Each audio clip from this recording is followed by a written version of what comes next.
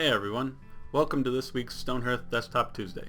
I'm Matt Malley and I work on animations, VFX, and 3D art for Stonehearth. A few weeks ago, Stephanie told you that I was looking at making rigs for our models. What she didn't mention is that while working on these animations, I was practically pulling my hair out because of one major issue in our pipeline. We didn't have a referenced rig. This week, let's take a look at why this was a problem and how solving it makes our game better. Just as a brief explanation, a rig is a skeleton which sits directly on top of the model and controls it like a puppet.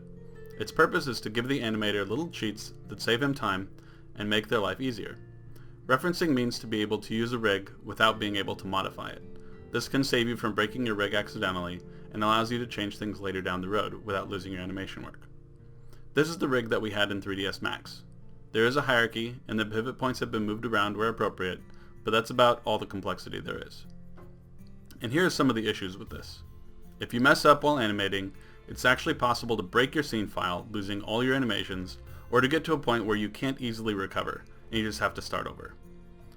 If you want to do more complicated animations, like tapping a foot, or having two hands grab the same object, or rotating a shoulder without also moving the arm, it takes an extremely long time when your rig isn't set up for it. If you realize later that we want to add a bone, like how I want to add a bone to display icons above a Hearthling's head, we would have to do that manually in every animation that has ever been made. And this is slightly unrelated, but 3ds Max has several bugs in their animation tools that aren't going to be fixed anytime soon.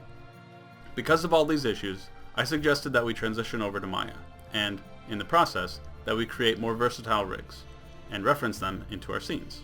And now, after several weeks of writing over 10,000 lines of Python script, we have finally arrived. This is the rig which I ended up putting together for our team. By transferring over our animations from Max to Maya and adding this rig in the middle, it is relatively simple to go back and touch up anything we need.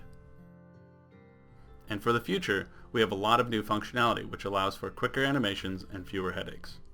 For example, before we had a rig, in order to get a Hearthling foot to roll backwards, like in the foot tap, I'd have to move and rotate the foot manually, using a helper block to keep the foot in one spot. Now, with the rig in Maya, the animation is much less onerous. I even added extra controls: foot roll, bank, twist.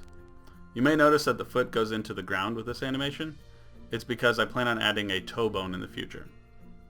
The same is true for hands. Instead of having to move each finger joint separately, one control can now move multiple joints at the same time.